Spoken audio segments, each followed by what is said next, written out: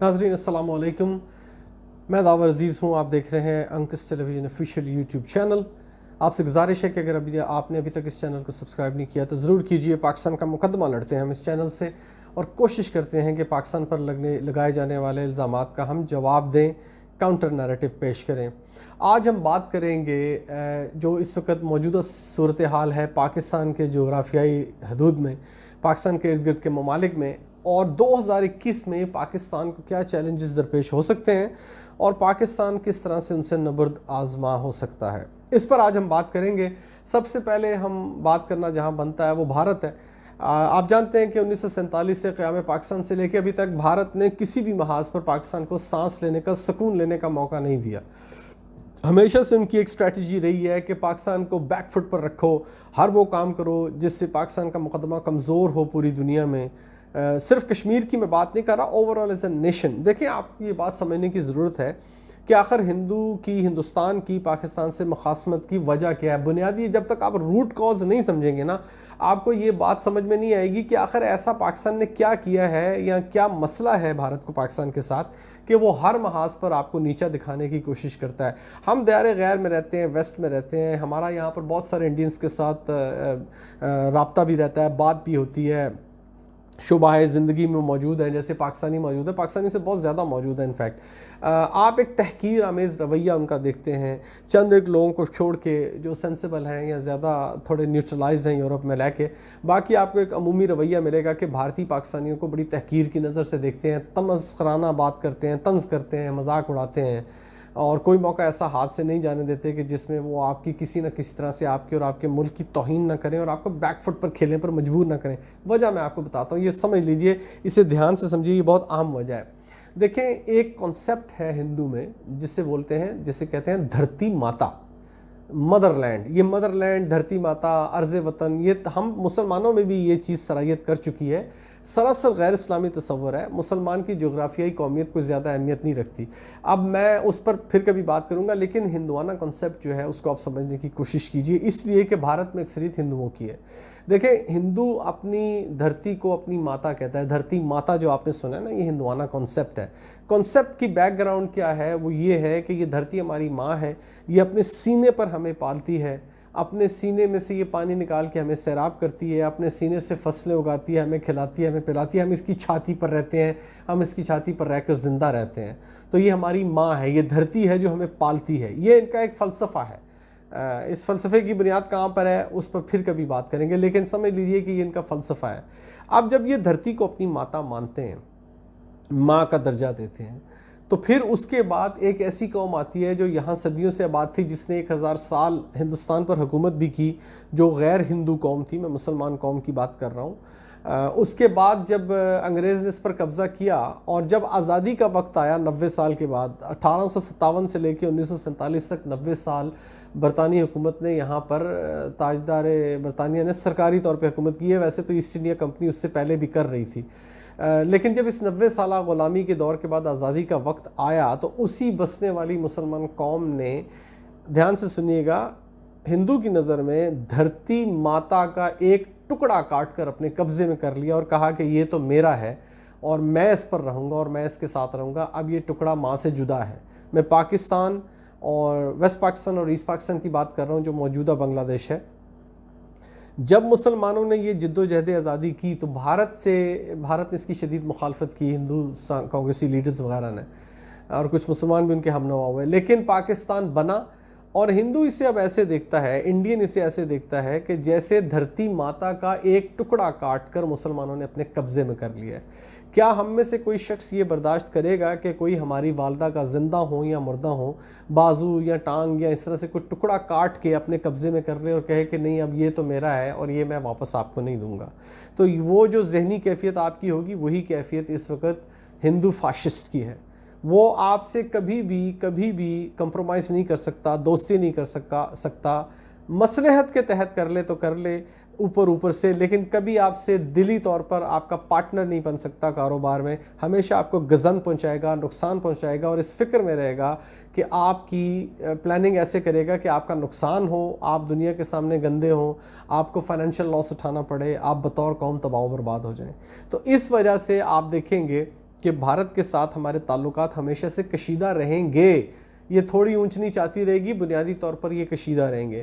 لیکن اس وقت بھارت میں جو صورتحال ہے، یہ پچھلے 70 سالوں میں 72 سالوں میں یہ صورتحال ایسے نہیں ہوئی. پہلی مرتبہ پاکستان نے بھارت کو بیک فٹ پر جانے پر مجبور کیا ہے.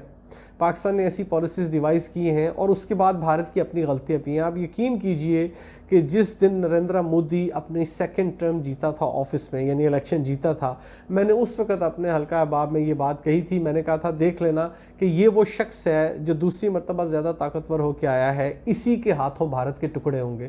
کیونکہ جس قسم کی ایکسٹریم راشٹریہ سیوک سنگھ اور جن پریوار اور سنگھ پریوار اور اس قسم کی جن لوگوں کا یہ اعلی کار ہے اور جیسی اس کی پالیسیز ہیں، میں نے اپنے دوستوں سے، اپنے احباب سے یہ بات کہی تھی کہ نریندر مودی بھارت کو توڑنے میں بہت بڑا کردار ادا کرے گا. اور آپ دیکھ لیں کہ پہلے 2 سالوں میں وہ کس حد تک بھارت کو لے گیا ہے کہ ہر جگہ پر مظاہرے ہو رہے ہیں، ہر جگہ پر آگے لگ رہی ہیں. راجدھانی نیو دلی کا محاصرہ ہو چکا ہے، ٹریکٹر لے کر چڑھ دوڑے ہیں کسان.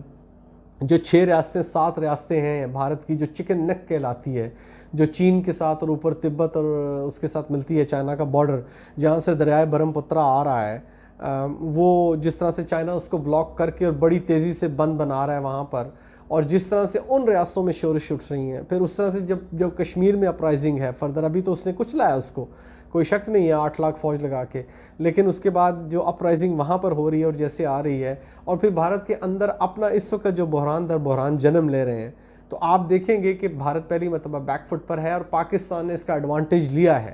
پاکستان نے ڈیفینیٹلی بھارت کو کاؤنٹر کیا ہے. بہت سارے محاذوں پر بھارت کو پسپائی اختیار کرنی پڑی ہے، جس کے لیے حکومت پاکستان اور اس کی پالیسیز تعریف کی مستحق ہیں. جہاں پر تعریف ہے ہمیں وہاں تعریف کرنی چاہیے.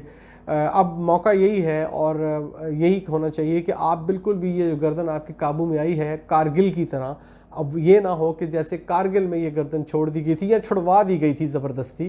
ہمارے اس وقت کے وزیر اعظم صاحب جا کر بل کلنٹن کے چرنوں میں بیٹھ گئے تھے اور انہوں نے بھارت کو یہ گردن چھڑوانے میں بڑی اہم ایک رول پلے کیا تھا. یہ حکومت ایسی غلطی نہ کرے اور بھارت کے اوپر پریشر رکھے تاکہ بھارت ہمارے اندر دخل اندازی کرنے کے بجائے اپنے آپ کو بچاتا رہے. چائنا کے ساتھ مل کے پاکستان جو 2021 میں کارروائیاں کرے گا بھارت میں، وہ آپ دیکھ لیں گے اور آپ کو اندازہ ہو جائے گا کہ بھارت کی سیاست بلکہ بھارت کا جغرافیہ کس سمت میں جا رہا ہے. انشاءاللہ وہ دن دور نہیں ہے جب بھارت کی بہت ساری ریاستیں بھارت کے تسلط سے آزادی حاصل کر لیں گی انشاءاللہ. اس کے بعد آ جائیے دوسرے پڑوسی کی طرف جو ویسٹ بارڈر پہ ہے. یہ ایسٹ بارڈر تھا انڈیا کا، اب ویسٹ بارڈر پہ ہمارے افغانستان ہے. بڑے عرصے کے بعد افغانستان میں امن قائم ہونے جا رہا ہے. امن معاہدے پر دستخط ہو چکے ہیں. President Trump, outgoing president, اس چیز کے لیے داد کے مستحق ہیں کہ انہوں نے اگینسٹ آل آڈز، بہت مخالفت تھی ان کی امریکہ کے انڈر جو ڈیپ سٹیٹ ہے، جو پینٹاگون ہے بنیادی طور پر، نام لینے میں حرج نہیں ہے، بہت ساری انہوں نے مخالفت کی. افغانستان سے وہ فوجیں نہیں نکالنا چاہتے تھے، لیکن ٹرمپ نے جو الیکٹ ہونے سے پہلے وعدہ کیا کہ میں اگر پریزیڈنٹ الیکٹ ہوا تو میں افغانستان میں پیس پروسیس کو آگے بڑھا کر امن معاہدہ کر کے امریکی فوجیں وڈرا کروں گا. وہ انہوں نے اپنی ایک ہی ٹرم ان کو ملی اور وہ ہار گئے جو بائیڈن سے، لیکن یہ داد کے مستحق ہیں کہ انہوں نے against all odd, against all pressure یہ کام کیا، افغانستان میں امن قائم کرنے کا معاہدہ کیا اور اب فوجیں نکلنے جا رہی ہیں. اور میں آپ کو یہ بات بھی بتاتا چلوں کہ اسی وجہ سے وہ اپنی سیکنڈ ٹرم نہیں جیت سکے، ورنہ بڑے فیورٹ تھے جیتنے کے لیے. اس پہ پھر بات کریں گے انشاءاللہ. افغانستان میں پیس پروسیس میں پاکستان نے میڈیٹر کا رول ادا کیا ہے. پاکستان نے میڈیٹ کیا ہے، ڈفرینٹ فریکشنز کے درمیان ان کو ایک ٹیبل پر بٹھایا ہے. کئی مرتبہ یہ امن معاہدہ سبوٹیج ہوا ہے، بہت سارے ریزن تھے اس کے، لیکن اس کے باوجود پاکستان نے ہمت نہیں ہاری اور بار بار مذاکرات منقطع ہونے کے بعد دوبارہ شروع ہوئے ہیں. اور اب جو گورنمنٹ بننے جا رہی ہے، اشرف غنی اس کا ایک پارٹ ہوں گے شاید، ایگزسٹنگ پریزیڈنٹ، کرنٹ پریزیڈنٹ، لیکن بہت چھوٹا سا پارٹ ہوں گے. اتنا کہ ان کا لمبا چوڑا اس میں ہوگا. میرا خیال ہے کہ 70% گورنمنٹ طالبان فارم کریں گے اور اس کے بعد آپ دیکھیں گے کہ ویسٹ کا بارڈر آپ کا سیکیور ہو جائے گا. پاکستان نے جو ایک زبردست کام کیا ہے، جو پچھلے 2.5-3 سال کہہ لیں، 2.5 سال کہہ لیں، اس میں انہوں نے جو تقریباً یہ کام مکمل کیا ہے کہ پورے 2,2500 کلومیٹر لانگ بارڈر پر پاکستان اور افغانستان کے درمیان جو ڈیورنڈ لائن جسے کہا جاتا ہے، اس کے اوپر جو باڑ لگانے کا کام تھا، وہ بہت ساری مشکلات، موسموں کی سختیوں کی وجہ سے کے باعث ایون، اور دہشت گرد کارروائیوں کی وجہ سے، عالمی مخالفت کی وجہ سے یہ کھٹائی کا شکار ہوتا رہا. لیکن اس کے باوجود پاکستان آرمی نے یہ بہت زبردست کارنامہ انجام دیا ہے جس کے لیے وہ داد کے مستحق ہیں. یہ بارڈر سیکیور کرنے میں سے بہت مدد ملے گی. افغانستان میں ہوپ فلی انشاءاللہ لانگ ٹرم انڈیورنگ پیس اب آئے گا, امن آئے گا انشاءاللہ, پائیدار ہوگا, مستقل ہوگا انشاءاللہ تعالیٰ. اور ہم امید کرتے ہیں کہ جو بائیڈن بھی اس کی افادیت دیکھتے ہوئے اس پروسیس کو ریورس کرنے کی حماقت نہیں کریں گے. ایران کے ساتھ ہمارے تعلقات, اس بارڈر پر پائپ لائن جو تھی ایران کے ساتھ, گیس پائپ لائن, اس پر دوبارہ کام شروع ہونے جا رہا ہے. مجھے امید ہے کہ اب یہ جلدی سے کمپلیٹ ہوگا, اور جس وجہ سے اس کو روکا گیا تھا اب پاکستان امریکن پریشر میں اس طرح سے نہیں ہے, تو پاکستان یہ انشاءاللہ نکال لے گا, یہ پائپ لائن کمپلیٹ ہوگی. اس سے پاکستان کی اکانومی کو بہت سستا فیول فراہم ہوگا, پرائسز نیچے آئیں گی, اور یہ بہت بڑی اچیومنٹ ہوگی گورنمنٹ کی اگر یہ اسے جلد از جلد کمپلیٹ کر لیں. ایران کے ساتھ معاملات اب ویسے بھی نہیں رہے ہیں جیسے پہلے تھے جب بھارت کے انفلوئنس میں تھا ایران, یا دونوں ایک دوسرے کے ساتھ شیر و شکر تھے. اب ان دونوں میں بڑی رنجش ہے اس وقت, اور پاکستان کو اس موقع سے فائدہ اٹھانا چاہیے. پاکستان کو وہ تمام اقدامات اٹھانے چاہیے کہ ایران دوبارہ بھارت کی جھولی میں نہ گرے جا کے. اور جس طرح سے ابھی سرحدوں پر معاہدہ ہے, امن معاہدہ ہے, جس طرح سے چل رہا ہے کام آسانی سے, اس وقت وہاں پر کوئی دہشت گردی کی خاص کارروائیاں نہیں ہو رہی یا کوئی انفلٹریشن نہیں ہو رہی, تو پاکستان کی کامیابی ہے. ایران کے ساتھ پاکستان کو اپنے تعلقات مزید بہتر بنانے چاہیے. اس کے بعد آ جائیں جو ہمارا ڈائریکٹ ہمسایہ تو نہیں ہے, ترکی, لیکن بہت ساری ایسی چیزیں ہیں جو پاکستان ترکی کے ساتھ مل کر کرنے جا رہا ہے. ٹرین لائن جو بچھائی جا رہی ہے, بچھائی جائے گی, اس کا کام اب 2021 میں شروع ہوگا, 23 میں مکمل ہوگی. یہ تمام چیزیں دیکھیں جو اس وقت ترکی جس طرح سے اس معاہدے سے نکل رہا ہے جو 2023 میں ختم ہو جائے گا, اس کے بعد ٹریڈ فریلی کر سکے گا, آنے جانے والے جہازوں سے آبنا میں اپنی وہ ٹیکس لے سکے گا, اپنے تیل کے ذخائر ایکسپلور کر سکے گا وغیرہ وغیرہ. ترکی آنے والے دنوں میں ایک بڑا کلیدی رول ادا کرنے جا رہا ہے. پاکستان کے تعلقات ترکی کے ساتھ ہمیشہ بہت اچھے رہے ہیں, برادرانہ تعلقات رہے ہیں. میں خود جانتا ہوں, میں ترکی جا چکا ہوں, ترک میرے دوست رہے ہیں. پاکستانیوں کے لیے ان کے دل میں بڑا احترام, بڑی رسپیکٹ, بڑی محبت ہے. بہت ساری ایگزامپلز میں نے اس کی دیکھی ہیں. پاکستان کو چاہیے کہ اب جو بلاک بنانے جا رہا ہے پاکستان, اور یہ بات بھی اب کلیئر ہوتی جا رہی ہے کہ چائنا اس کی بیک پر ہے, OIC کے متوازی ایک بلاک بننے جا رہا ہے اسلامک کنٹریز کا. ان اسلامک کنٹریز میں ایک بات کامن ہوگی, دو باتیں کامن ہوں گی. پہلی بات یہ ہے کہ یہ کامن ہوں گے مسلم کاز کے اوپر, اس ایجنڈے کے اوپر کہ اسلامک کنٹریز کو ایک افیکٹو رول پلے کرنا چاہیے, ایٹ لیسٹ کم از کم ریجنل پالیٹکس میں, اگر انٹرنیشنل پالیٹکس میں نہیں تو جن خطوں میں مسلم ممالک کی اکثریت ہے وہاں پر ان کو ڈومینیٹنگ رول پلے کرنا چاہیے. اور دوسرا اس کا جو پوائنٹ ہے وہ بھی اسی سے ریلیٹڈ ہے, اور وہ یہ ہے کہ بھارت کا انفلوئنس خطے میں ختم کرنا چاہیے. دیکھیں بھارت ایک ملک ہے, چاہے جتنا بڑا مرضی کیوں نہ ہو, 1 ارب سے زیادہ لوگوں کی اکانومی کیوں نہ ہو, بہت سارے لوگوں کے ملکوں کے مفادات اس سے وابستہ کیوں نہ ہو, at the end of the day it's only a country. وہ صرف ایک ملک ہے, اور بہت سارے ممالک مل کر جن کے پاس تیل کی بھی دولت ہے, جن کے پاس اور چیزیں ہیں, جن کے پاس منرلز ہیں, اگر یہ ایک بلاک بنا کر بھارت کو کاؤنٹر کرتے ہیں تو اس پوائنٹ کے اوپر ان کو اکٹھا کیا جا سکتا ہے. پاکستان اس کو لیڈ کرنے جا رہا ہے ٹرکی کی معاونت سے, ایران اس میں شامل ہے, ملیشیا اس میں شامل ہے, اور چائنا اس کو بیک کرے گا. اس کی اسٹریٹجی چائنا ڈیوائز کر رہا ہے. پاکستان اس بلاک کو لیڈ کرنے جا رہا ہے جو خاص طور پر مڈل ایسٹرن کنٹریز کے اسرائیل کی گود میں بلکہ قدموں میں جا کر بیٹھنے کے بعد جو خلا پیدا ہو رہا ہے لیڈ کرنے کا مسلم امہ کو. OIC جس طرح سے غیر فعال کی گئی ہے بہت عرصے سے, اور پاکستان کئی مرتبہ کہتا رہا ہے کہ آپ OIC کا اجلاس بلائیے, کشمیر پر بات کیجئے, فلسطین پر بات کیجئے, جس طرح سے مختلف مسلم ممالک کے آپس میں اختلافات ہیں, ایران اور سعودی عربیہ کے اختلافات ہیں, عراق میں جو صورتحال ہے, شام کی جو یمن کی تباہ کن صورتحال ہے, اس میں اس کے اوپر اجلاس بلائے جائے, ان پر بات کی جائے, کوئی مشترکہ لائحہ عمل بنایا جائے. صرف پاکستان نے نہیں, اور کنٹریز نے بھی OIC کے اجلاس کال کیے ہیں, لیکن OIC کے کرتا دھرتا سعودی اور اس قسم کے لوگ جو ہیں یہ ٹس سے مس نہیں ہوتے.